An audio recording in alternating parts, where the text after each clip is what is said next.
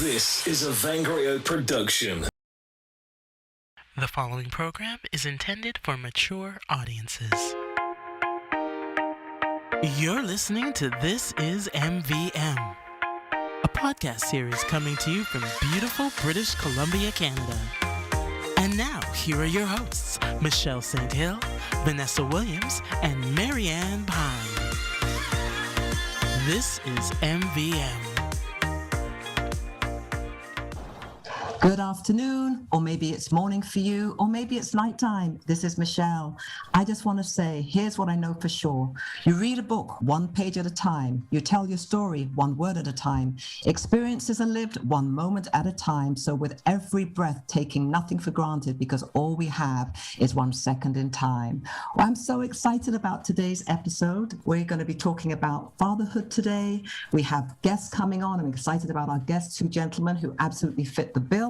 And without further ado, passing it over to my girlfriend over there, co-conspirator number one, Miss V. Hello, beautiful people. I am Vanessa, and I'm so excited to be here today to be part of this conversation. I'm looking forward to it. It's a bit bittersweet for me, but nonetheless, I'm ready to have the conversation. Maryann? Maryann here, President Accounted For. It's great to be here sharing our stories with you all once again. Hope you've been good to yourself since the last time we spoke. Looking forward to this really interesting topic myself. Michelle, take us to it. Well, you know, isn't it interesting how here we are, three ladies, we have so many things in common, and with our audience out there, there's going to be lots of people who are going to be absolutely able to relate to daddy. Are you a daddy's girl? Am I a daddy's girl? I don't know. Was your father a dad, or was he just your father? Did you fear your father when he came home from work? Was the fear put inside you because daddy was the big bad man? He went out to work, and when he got home, it was like, be quiet, children, daddy's home. You know, you hear these stories all the time of different relationships that people have.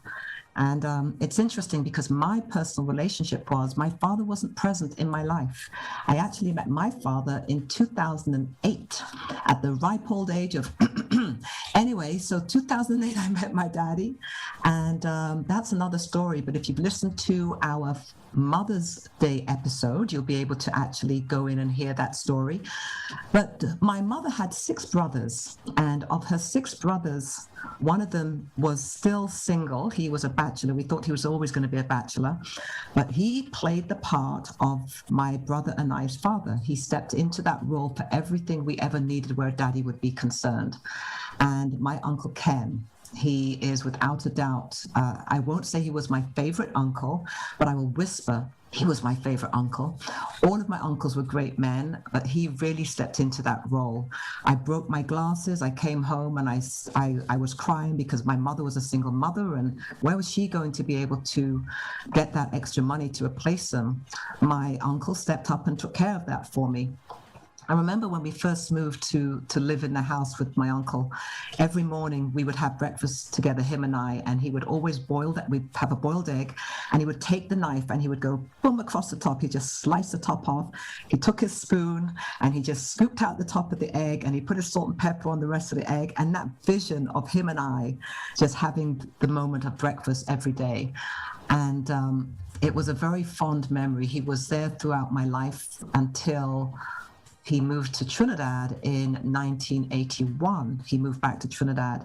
I lost my uncle in 2002, sorry. And no, sorry, I think it was 2003. But when Uncle Ken died, it was a really sad day for us all, because he just was a pillar. He just held on to our family tight.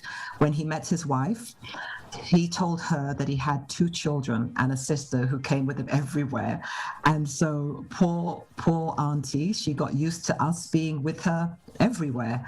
And it was a really wonderful experience. I mean, I'm grateful for my father and to my mother's other brothers, who also were great positive role models. And yeah, they were great fathers to all of their children, my cousins. It was pleasant. I've never felt like I missed my father, but I certainly missed my dad. Does that make sense? You know, when you think about it? What do you say, Vanessa? Yes, Michelle, it does make sense. When this topic came up for discussion, I said to Michelle, I didn't want to be part of it because of my childhood experience. I felt like I didn't have anything much to bring to this topic. And she said, but you had your grandfather. And so before that, I know my father, but I always considered myself to be a daughterless father. I met my dad when I was 14 years old. I went to Trinidad to see him, and I do not have any fond memories of that. But I kept the relationship open with him, cordial. If I was going through Trinidad, I would visit him for a few hours or a day, and I just kept that open because not having him, I'm not sure what I missed there. However, when you think of fatherhood, my grandfather is the greatest example of that.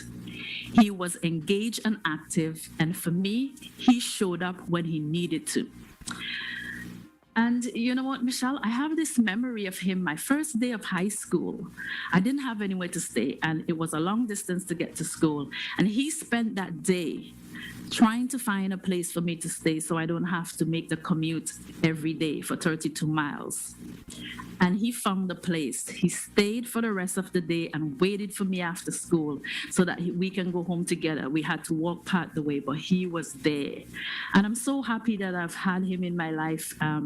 Discipline, that was a hard part, but you know how it was in those days. Everything you did was a beating. And so I was happy to get away from home at that time to be in high school because I don't have to hear him every day. But when I go home on weekends, you better make sure you get things right. So he was there, and I just sometimes wish he was still here and I can tell him how I feel. He's not with us anymore. May he continue to rest in peace. And I truly appreciate him walking with me through my journey through as a child and as a young adult, and still spilling over in helping me to raise my two children. Hallelujah. Anyways, he was a great man and I love him, and I just want to thank him for being there for me when I needed it the most. Maryann, how was your experience? Very different from the both of you, because for me, I never grew up with my father. If you go, if our listeners were to go back, as Michelle said, to our first episode where we spoke about Mother's Day, my story is in there that I never knew my father until I was around 17 or 18. So for me, I have no idea what it's like to have a male figure around, because it was my mother, and then my mother, my grandmother, and I, and then my grandmother and I. So there was no uncle. I had a step grandfather.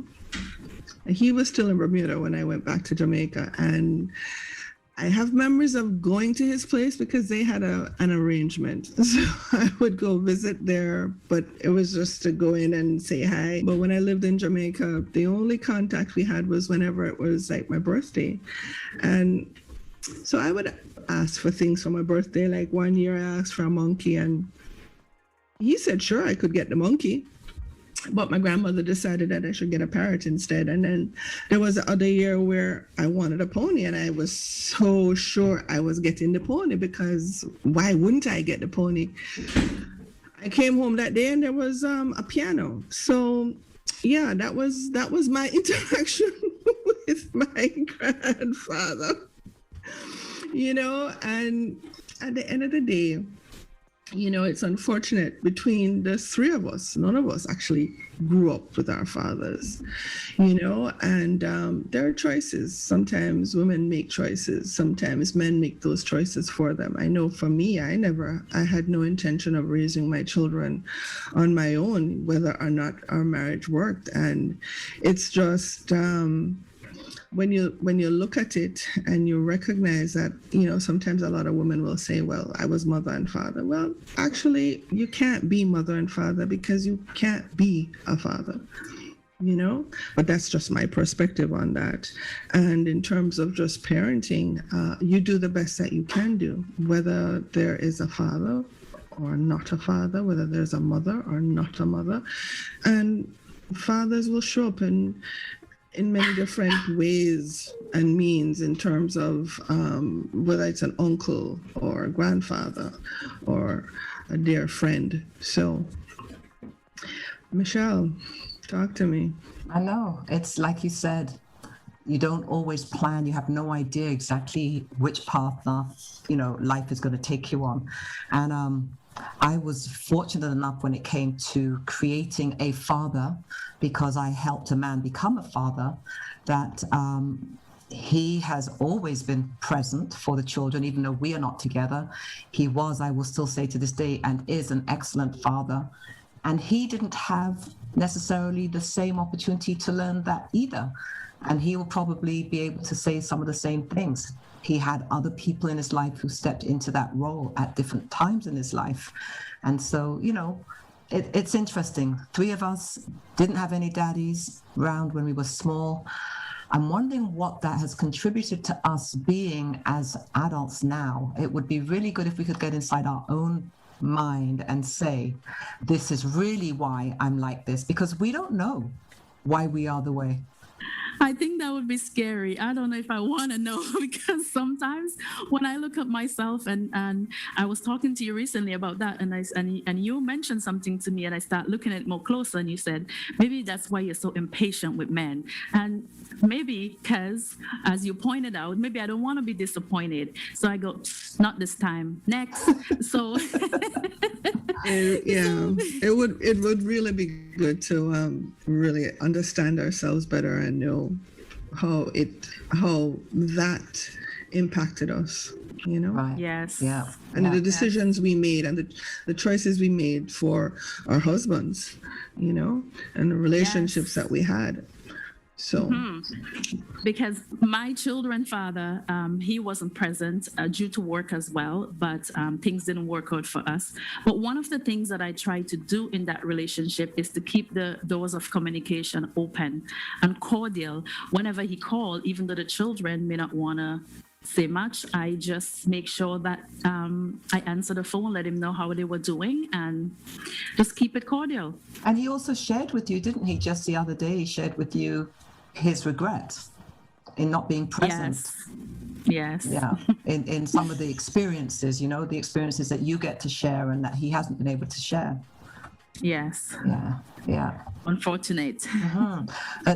So like Maryann said, the choices in the men that we choose, or we chose, we probably will still choose, but the father of my children was very much like my Uncle Ken. He was very much like my Uncle Ken, which is really, as I think about it, which I have often said, and I know that they say girls marry men like their father. My daughter has married a man who is like her father. It is so funny, because he really is. He has a lot of character traits like her daddy, and quite interesting. But anyway, with all of that being said, I just know that there are some great men out there, and I need the fathers and the men out there to know this is certainly an area that we love and respect you, because without you, we wouldn't have had the opportunity to be mothers either. But there are some men who step into the role as fathers and really demonstrate without a manual what it is to be a care provider, what it is to actually help nurture a child into adulthood and to teach the child right from wrong. It's not about material things. It really is about the emotional connection. And I think so many people today get it wrong. They are focused on giving children things that they never had, whereas the things that, for me, that I never had was the father. That, to me, is so much more important than the stuff. Because the stuff has no value if you have a weak heart, a broken heart, if you don't have, a good understanding of what's going on. I agree with you wholeheartedly. Listening to our stories, that was great. So coming up after the break, we have 2 fabulous fathers who are going to be telling us their story, their journeys into fatherhood. This is MVM coming to you direct. Stay tuned. Don't go away. Hello. You're listening to This Is MVM, My name is JudiLew, aka JudiLew, executive producer at Vangriot. I would like to take this moment to thank you for listening to today's episode. You could be anywhere doing anything right now, so we're especially pleased that you've chosen to spend a little time with us. Today's episode is sponsored in part by Posh & Harmony. Posh & Harmony is both a health and beauty brand as well as an online marketplace featuring many BIPOC-owned brands for people of all ages and cultural backgrounds. Start your melanin-filled shopping experience today. Visit Posh & Harmony at poshandharmony.com. Celebrating melanin magic, made by us, loved by everyone. Thank you for your continued support of This Is MVM. And now, back to the show. Welcome back from our commercial break. So good to have everybody here today. I'd like to introduce you to our guests. We have Anthony Cross and Paul DeAbreu here to talk about fatherhood and all things related to. I'm going to go first to you, Anthony, and I'd love for you to give us some input and some insight as to, prior to becoming a father, did you actually ever think about what fatherhood would mean? I did. I've always thought of being a father. I've always had the thought of seeing my grandfather with all of us kids, raised with my grandmother at a young age, and I've always said, I'd love to have at least 4 to 5 kids. And so said, so done.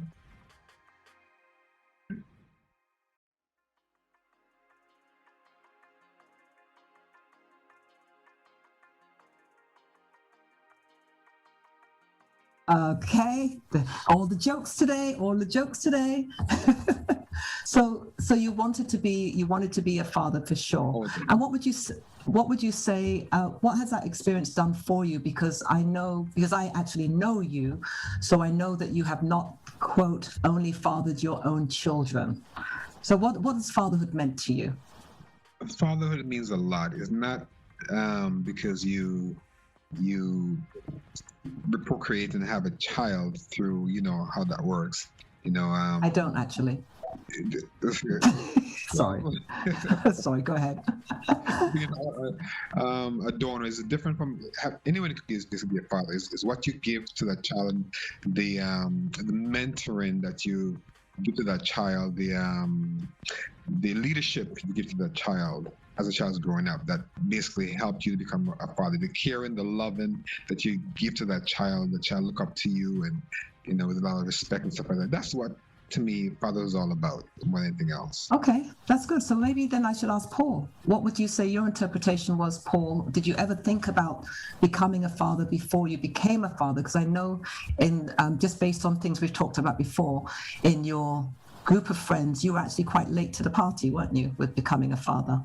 Yeah, I think I've always wanted to be a father. But I think going back to your question, I think the experiences in my life, growing up, seeing other relationships, seeing what has happened in my life, entailed me or wanted me to become totally different than what I'd seen in my life. So in terms of my father and I, my relationship with my dad, my relationship with my stepfathers, seeing my mother bringing up two kids on her own, I can't ever remember my mum putting her arms around me and hugging me. That's not to say that I felt neglected, but I chose, I think subconsciously,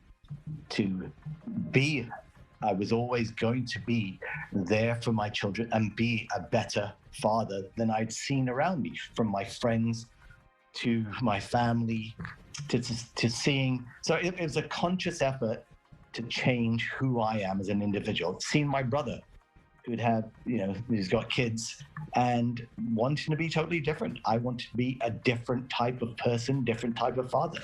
And I knew I wanted to have children, but I wanted to have my kids and nurture them and try to be there for them that my father wasn't there. I mean, I don't ever look at it as a thing that I missed in my life, because that's what I knew at the time. Has it made me different? No, it hasn't. I think it comes down to, as an individual, what you want to become for yourself and what you want your children and how you're going to nurture them. So I know that's a drawn out answer to your question, and yes, I've always wanted to be a dad. I've always wanted to be a special dad.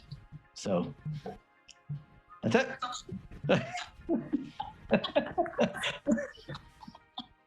Well, I think from what I know of you, I would say that your children would say you were a very special dad. I know for a fact that they love you immensely, and they are glad that you are their daddy. So that's great. It's good to know that you already had the plan in place. And same thing for you too, Anthony, that, you had a mentor, you saw a positive role model in your grandfather. And I think, Paul, from previous conversation, your grandfather played a role as your father for some time, did he not, before? Yeah, but I was too young to appreciate that and to know that, because, the story. Mom she left us in Guyana and came back for us when we were 6 years old, or I was 6 and Tony was 8. So all I knew at the time, and yes, my grandmother and my grandfather, but can I remember having a significant relationship, or can I remember the influences? All I remember is certain things about being a little kid and just doing everything that everybody else was doing. I mean, it wasn't a case of, oh my God, I don't have a mom here, or I don't have a dad here. It was just, it just falls into a routine, and if you're in a West Indian environment, then you know what, your aunts and your uncles and your cousins are all around anyway. So as far as I remember, it was just one big family. And it wasn't a case of me feeling neglected of not having a mom and dad there. Just to concur with what Paul just said a second ago, I was never raised with a dad. My mom was my father, my mother, my uncle, my nephew, my niece, my everything. So as Paul said, being left back in the Caribbean, being from Jamaica, the same as myself, my grandfather was my role model. So I can totally understand and appreciate what he was saying earlier in this conversation. And but I also think, Anthony, is it depends on the age that you leave your homeland. And if you've grown up there and you've had the ability to reflect upon certain relationships. I was much too young to really reflect on any relationship as such or upbringing. I remember getting into trouble with my brother and other things and doing things that all kids do. It wasn't, and I never felt that I didn't have a mom and dad. It was just a routine of growing up amongst family. I think if I can say this, I think that what you've said is definitely valid because that is the story for your life. But maybe now when you turn around and look at it, you didn't notice that there was anything different because your grandfather was there as a figure in your life, but like you said, you didn't appreciate it because you didn't know any different. But when you look back at it now and you could say, well, for those formative years, there was a male, you had your uncles who were there, you had family members who were there. So there must have been a contributor to the fact that in life, you knew that a man and a woman, grandma, granddad, what have you, there were men in your life that were positive when you were, up to 5-6 years old. So, I don't know. I would tend to disagree with that because I think as I go back to the fact that I was very young to understand that bond or that relationship. As far as I remember, it was always the uncles and the cousins that were around, and we were always things. It was never my grandmother. Not to say, she had all her kids around her. So they were all doing things for her anyway, like most West Indian grandmothers and grandfathers. I remember going to the farm with I remember going to the mosque with my grandfather. Are those influential parts of my life? Not really. I just think that if I was 10, 11, 12, 13 and would have grown up with a male model in my life, then I think I would have had a better thought process in regard to what influenced me to be who I am. All I know is that I made a choice in my life to be who I am. I think you can go either way. All my friends, would I really consider them to be great dads? I'll be totally honest with you. Not really.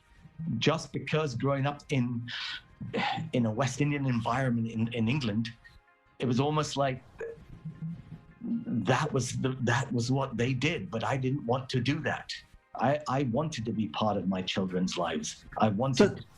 Go on. Oh, no, I was going to say, so then for both you and Anthony, you made a choice, and that is fantastic. It's a great opportunity to hear your side of to hear your story for the people out there. And I think you and Anthony both made a decision that you wanted to be good fathers. At this point, what I'd like to do is I'd like to take on the next question. Vanessa has a question, and so we're going to close up. Today's episode is about fatherhood and all of those people who've influenced you in becoming a father, whether you be men out there who are just about to become a dad, whether you have already become a dad, whether you want to fix your relationship as a dad. So Vanessa has a question. Either one can answer or both. So for these questions, I know both of you said that you choose to be part of your children's life. My question is, what advice would you give to men who want to be part of their children's life, but for whatever reason is not allowed to be part of their life? They may be trying, and there might be a disagreement among the mothers for whatever reason. Like I said, what advice would you give to those men to become a part of their children's life? I think it's a great question. And I think based on circumstances, you have millions and millions of fathers out there who, yes, they do want to be part of their children's lives, but based on whatever situation that may have arisen from the other partner, that comes down to the two individual people. Because at the end of the day, those two people, regardless of whether they are together or not together, and obviously in the situation when they're not together, that's their breakup.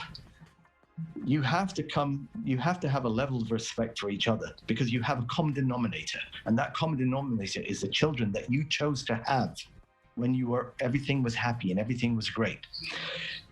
If you decide to split up and go your separate ways, you have still got a defining obligation to your children to be their father and to be their mother. And both parties need to understand that and forget all the bitterness that goes between the two of you, or the two people. You have to find a common ground so that you can both be in your children's lives, and then the upbringing of your children. They have to have an influence. They have to have a role model.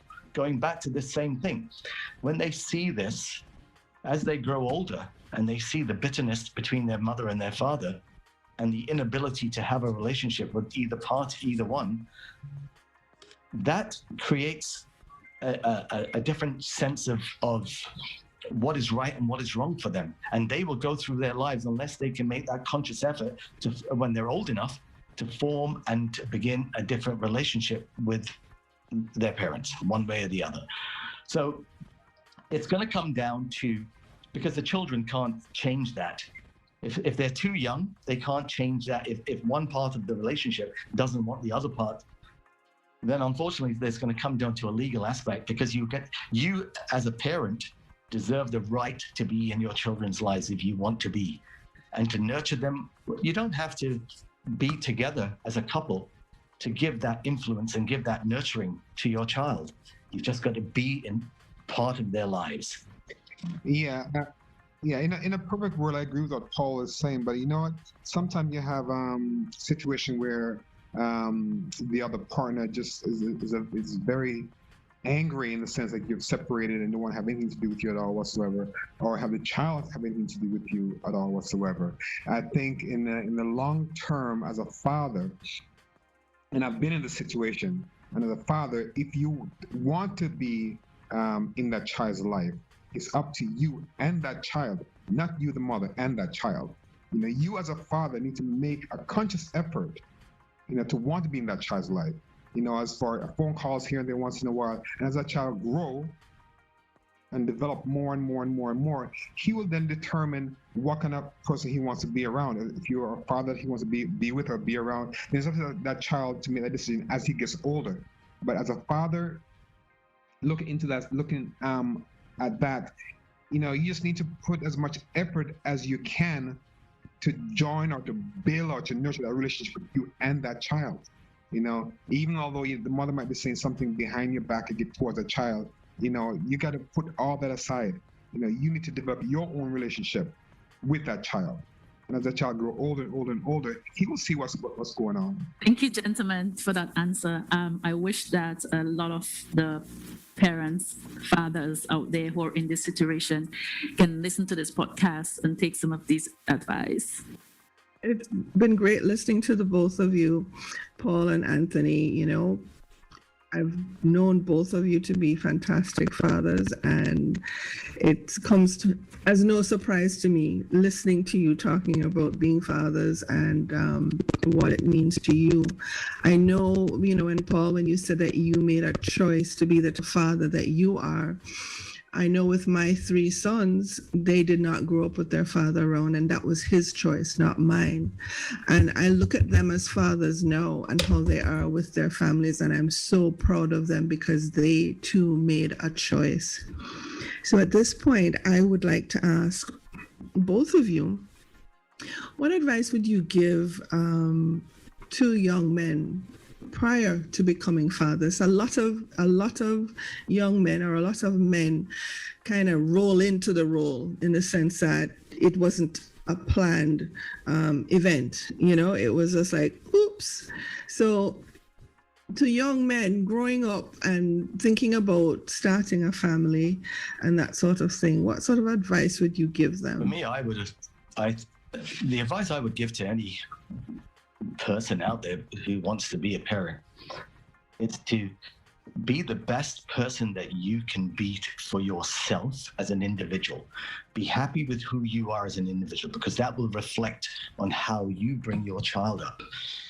You make a choice to be a father or a mother. So I believe that you have an obligation to nurture love and to pick up your kid. Like, you're not always going to like everything they do. You're going to teach them the rights and the wrongs, and you're going to try to lead them in the right direction. But your children are going to make choices for themselves. We're not always going to like them. We're not always going to agree with them. When they fall down, you have to be prepared to pick them up, stand by them, and if they make the same mistakes again, you have to do the same thing. You can keep talking to them, and you can try to be positive and make them be positive, but you've always got to be by their side, and you've got to hold them up, and you've got to be proud of them. You've got to make them be proud of you as a father, as an individual, as a man, and as a human being, because then that should instill in them who they want to be. I'm not saying that they have to be like you. I don't expect my children to be like me. I just want them to be the best people that they can be for themselves and their children. Amen to that, Paul. Talk to me, Anthony. Amen to that as well. I think as a father, especially being a young Black man raising a child, I think a lot of fathers have a tendency to want to work, and don't spend as much time at home with the child. I think becoming a father, you got to make a conscious effort in being there for that child. Whether it's you fall in a relationship where you meet someone who already have a child, or even it's your own child. Being there in the sense that you're mentoring that child, you're hugging that child, you're cuddling that child. And a lot of men don't like to hug and kiss their kids. I do it all the time with my kids. And they need to see that, they need to feel that, they need to feel love. So eventually, when they grow up and have their own kids, they can transfer that same kind of emotion to their child also as well.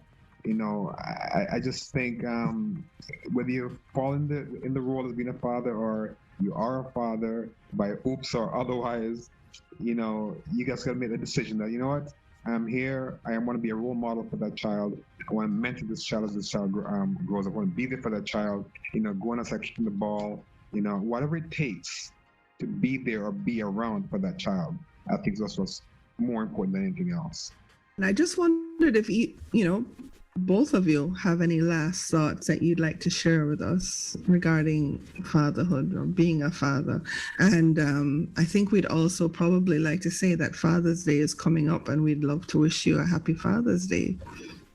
I'd like to actually say that your job as a father or as a parent never ever stops. There is no point of, there's no age that you feel that you can stop being a father or a parent. That goes on forever because you've made that choice to have children. So you're nurturing, you're loving, you're being there for them should never ever stop.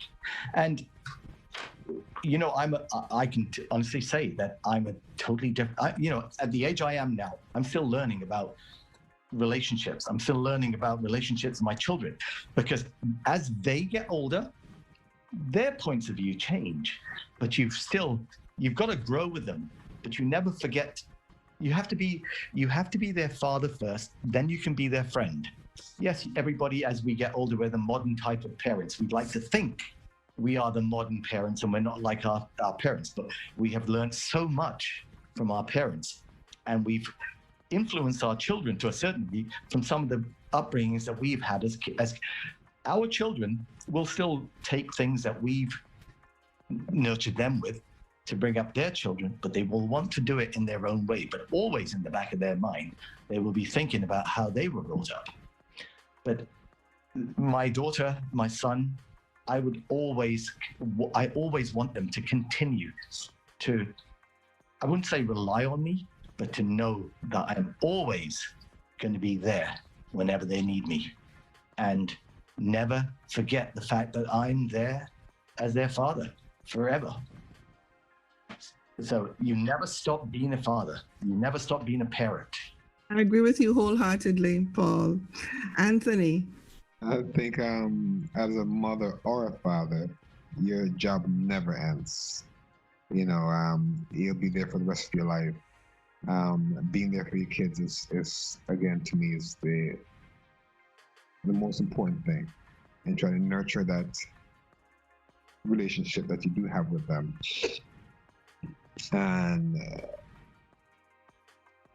it's tough sometimes being a father. It's tough sometimes being a father where you have kids who make decisions or choices that you don't like as a father, but regardless of whatever it is, you yourself have to stay fast and be there just to listen sometimes. Not always giving advices to the kids. Sometimes they just need somebody just to talk to, just to say what they want to say, just have somebody just to listen to them, and having lending an ear to someone, sometimes it means a world to a kid more than always giving advice to them. Just wanted to sit and just talk, but for fathers, I would say, sometimes just lend an ear, step back from always giving advice, and listen to what they have to say to you, and at a later time, again, if you want to say something back to them, fine, so be it. But, just to be there, just to listen and comfort them in their times, whatever they're going through at times, is very, very, very important to me. But, fatherhood is fun. It's fun. And I like I said, I never had one around who was there for me growing up, but seeing my mom being the father in that relationship in our household, raising all 5 of us growing up, she laid in some serious roots for us all. We've learned and developed from there, and now we're all fathers ourselves and grandfathers ourselves, and it's beautiful. It's lovely. I enjoy it. On just one last thing on this, I think we treat our children not according to how our head tells us, but our hearts. There are books out there about, and that people will give you advice on how to bring up your kids about certain things, but Yeah, and we as individuals, we listen sometimes, but I think the optimum decision is always going to be yours as a parent, because how you feel in your heart towards your children will define how you bring them up, how you spoil them. And yes, people talk about not spoiling your kids. Everybody spoils their children. And Michelle will tell, I'm probably the worst one. And I spoil my kids because I love them dearly. And is that a bad thing or a good thing? To me, I do it because of how I feel. I don't care what anybody else says and what they think, whether I spoil my children. I do it because they're my children. And I will love them forever, and I will spoil them if I can, whenever I need to spoil them. I will just do what my heart tells me because I love them so much. And it's all about that. Sometimes you have kids know they're very clever because when they're younger, they can play both parents against each other. And nobody can teach those parents how you're going to react to your children. That comes from your individual relationship. And as you grow older, you get a little bit wiser to your children, and they're the way they are. So you develop a different way about you. All I can say to new young parents is love your children, bring them up according to how your heart tells you to bring them up. Love them and treat them the way you want to treat them. That's all I can say. It's, to me, you choose to be a parent. They don't ask to be brought into this world. So you have to give them everything because it's you. Yeah. No. But that's what I'm saying. So it becomes down to the choices of the parent to be the best that they can be in the eyes of their children. I would like to say thank you to both of you for spending time with us today. I would like to say thank you very much for inviting myself, and obviously Anthony will do the same. But I've enjoyed it very much, and I think it's natural to speak about something like parenthood because when you're a parent. Ladies, keep up the good work. You're doing an amazing job. Absolutely fantastic.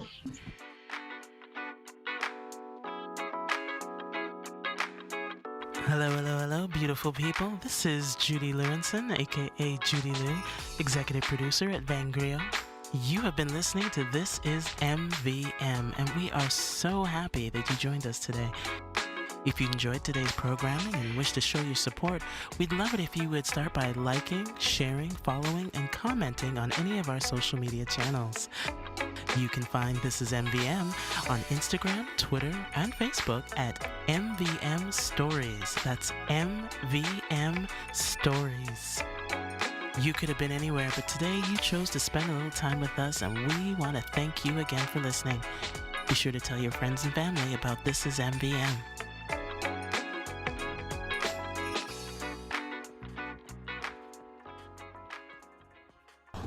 Wasn't it wonderful having our guests on, eh? What do you guys think? What did we take away from that? For me, it's a relevant conversation because coming into this, I always felt angry when I have conversations about fathers and fatherhood. My dad being my dad, my children father. So I felt it was a little bit of therapy for me to sit in this conversation and to listen. And I definitely can take away something from it. And now I can become more relaxed. And having a conversation recently with my children's father and heard what he said. Yeah, I think I can start my healing process. I didn't even realize that I needed to. Today was a good day then. Yes, it definitely was. Because I think what was quite interesting, and I'm sure Maryann will, probably add to that too, was to hear them talk about the difference in what they decided to do. Like both of them independently had made a decision as to what type of parent they wanted to be. And so to be a father, they wanted to reinvent from what they hadn't had. I agree. It's kind of hard when you grow up in a situation and as far as you're concerned, it was fine. It was ideal, unless you grew up in poverty or an abusive home or something. If the child is happy whether it's grandparents, whether it's auntie, uncle, or whoever it is, if the child is happy, you can't tell the child that he or she wasn't happy. As they grow older, then they understand more, they see more, they see what a traditional, family is supposed to look like. But in this day and age, there's no such thing as a traditional family anymore, right? Times have changed. And so a family is basically what you make it, as long as you make that home a happy home, and that the children that are brought up in the home, they're brought up in such a way that they feel safe and loved and cared for. And I think for any man at this stage of the game, any man, as long as you have a thought in your head and you're old enough, I think what they actually need to do now is to stop and think. Sometimes I don't really want to talk about relationships, but sometimes you find that people get into relationships and they don't think. There's no thought of tomorrow. There's no thought of what if. Is this the kind of person? So to go to bed with a woman, do I see this woman as my wife?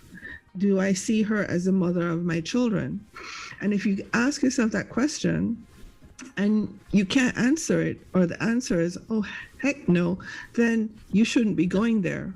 Right. Because anything can happen. It doesn't matter how safe you think you are, and she's on the pill, or she's with this, or yes, maybe using a condom, but then you have situations where you're, oh no, I can't use that, and oh, I'm fine, or I had a vasectomy, or I'm on the pill, or I'm this, or I'm that.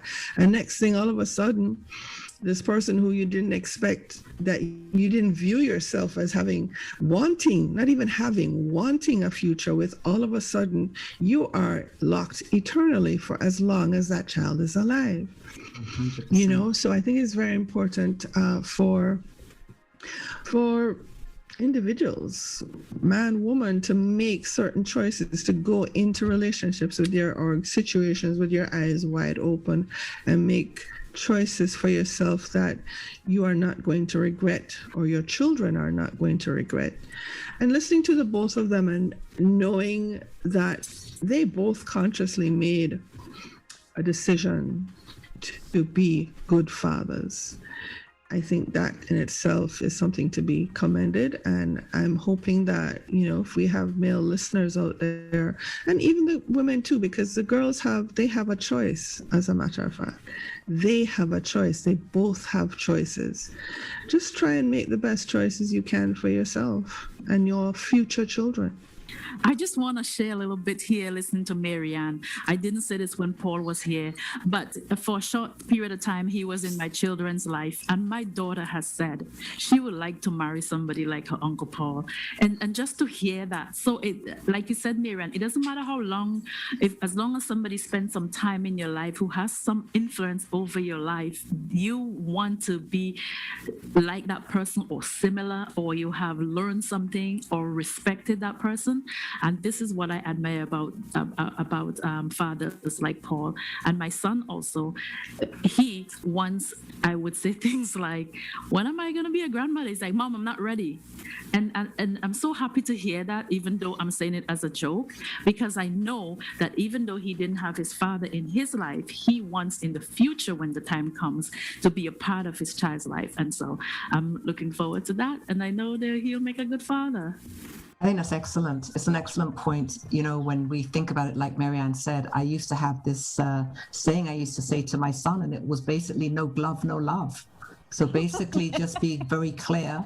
And I told him also, whoever you choose, just remember that person, if you are having fun times with a female out there, and it may not be the person you want to have in your life forever, you have to be very, very clear on how you are in the relationship and what you do to protect yourself from that, because many a female has decided that the opportunity appears better. We've seen this of professional athletes where women will shroud them in compliments and be there all the time, and these poor guys don't don't know which way to turn. They've never had so many women at their feet.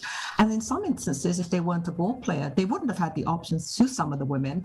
There are women from all different ethnic backgrounds, economic backgrounds, who know that for them, this is a step up, regardless of the race of the person, of the athlete. It is a step up for them financially. And that's what they're looking at. So if they get a child, they will have a meal ticket for the rest of their lives. And so our men need to be very clear on who the women are out there and what they're doing. And our women have to be clear that you don't want to do this to the child. You don't want to use the child as a pawn. But just in case the listeners aren't aware, because we didn't talk about this earlier on, Paul is actually the father of my 2 children, and an excellent man he was at the job that he did. And I'd like to thank him publicly for that. But also, just because we're talking about fathers today, there was an opportunity that I came across. Sorry, I didn't come across the opportunity. I came across an article of 2 gentlemen from, they're from Douala, Cameroon. They live in Quebec. And excuse my pronunciation, because unfortunately, I don't have the linguistic ability to pronounce everything well. So Gaetan Itoga, and Yannick N. Nutjop are the names of these 2 fathers. I believe that's the correct pronunciation. Somebody will tell me I was wrong. And they created a line of dolls for their daughters. They realized that out there in the big world, whenever they would go shopping for the daughters, they couldn't find any representation like themselves. And they created a line for Black and biracial girls, and this line is so pretty. The women are in traditional African dress as well as regular fashion, and if you want to order one, you can order it. The name of the company is YMMA. We are not getting anything from them, but you must tell them, if you do send a message looking, say that you heard about them on MVM, and then maybe somewhere in there they'll send us a little miniature version of these little dolls for us, and we can actually portray them. I'm going to get a doll dressed all in red for me. You know, when you, in talking about that, it reminds me of when my children were little. I don't think I had my 4th child at that point. So the 2 older boys, my daughter was the 3rd one, they would make doll clothes for her, you know? Oh. Yeah, they would. They did all sorts of things, actually. They tried to cut her hair. No, they did cut her hair. I think I was in Hong Kong at the time, and I got this call. The hair got cut, matches got lit under the mattress, and doll clothes were being made, and it was an exciting time. I cut my vacation short and came back early.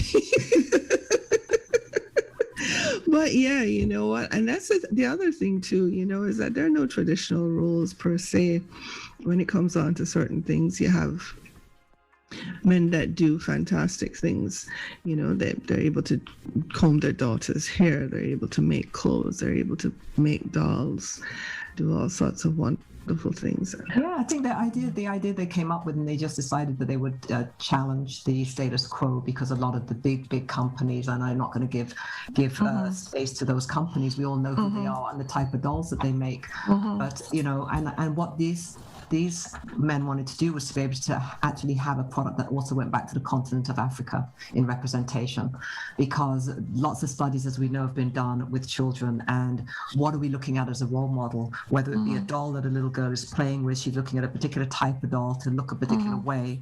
And then the same thing is when we're out there looking for the men to become the fathers to our children, what are we looking for? Ladies and gentlemen, it's been a wonderful opportunity to chat with you today about all things father. And we will continue this discussion, we are sure. There's going to be comments below. You can email us, as we've said before. And I think the next time we do something similar, we'll just talk about parenthood in its entirety, and have daddies and mummies on the show. What do you think, ladies? Yes, I'm definitely gonna get maybe 3 or 2 of those dolls for my daughter, even though she's an adult, and she can pass them on to her first daughter. Oh, that's so sweet. Or you never know which one. Maybe your son might have children before, because he might get married. You never know. You could get married tomorrow, meet a girl this evening, fall madly in love, and say, "This is the one, Mom. This is the one." Oh boy. Anyway, so I think that that's a great opportunity. And this, as always, has been a wonderful afternoon. Today's podcast, it really for us was about giving tribute to fathers and fatherhood. We have done previously, we would like our listeners to go back and listen to the one that we did on Mother's Day and for motherhood. And we will no doubt pick up on some other occasion to continue this discussion on parenthood jointly. So thank you again, Paul, and thank you, Anthony. It was our pleasure. And remember, life is a journey, not a destination. Make it a great one. Miss V. I am truly grateful to be part of this discussion. Special thanks to Paul and Anthony for opening up and sharing with us. I wish them more success and blessings in their future. As we continue our life's journey, it is not too late to reconcile, rebuild, nurture, and grow.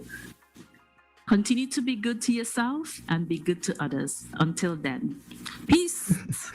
This is a more senior M and MVM signing off now. Just so you know, today it meant a lot to me. You know, it's a great thing to hear positive role models, positive men that are influencing our young minds and the future generation. So in the meantime, in between time, be well, stay safe, talk soon. You've been listening to This Is MVM with hosts Michelle St. Hill, Vanessa Williams, and Maryann Pyne. Executive produced by JudiLew for Vangriot. This Is MVM is recorded in Metro Vancouver, British Columbia, Canada. For full episode credits, please visit Vangriot.com and be sure to follow @MVM Stories on Instagram, Facebook, and Twitter. Thanks for listening. Until next time, continue to be the love.